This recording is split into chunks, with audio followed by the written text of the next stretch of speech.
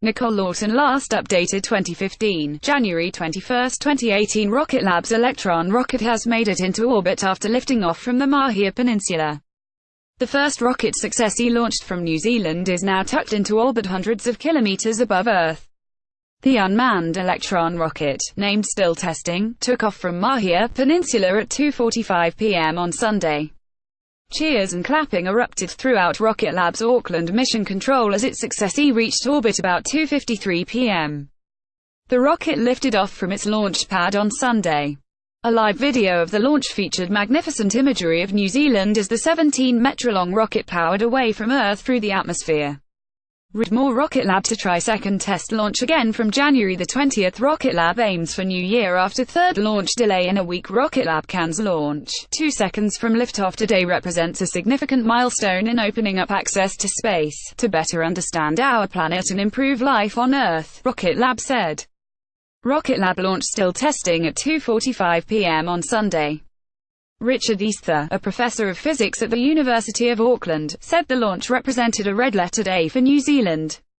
To put this into perspective, we are now one of just a dozen countries to have successfully built and deployed a rocket that can put satellites into orbit, Easther said. The other nations are either world powers such as the USA and Russia, or smaller countries which are armed to the teeth such as Israel and North Korea. Easther said that meant New Zealand really stands alone with a technically advanced, commercially focused launch vehicle. He added it was just the first chapter in what promises to be a fascinating story for the country in our technology and science sectors.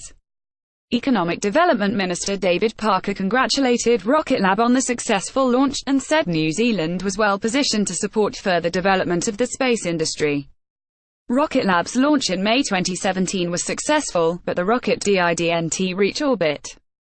Our natural advantage of clear skies and seas, and relatively low levels of air traffic make us an attractive location for space activity, Parker said. Parker visited Mission Control to watch the countdown on Saturday, and pledged further support for the space industry. The government is particularly interested in advancing areas where New Zealand has existing strengths in space-based data applied to agri-technology, hazard management, oceanography and meteorology, he said.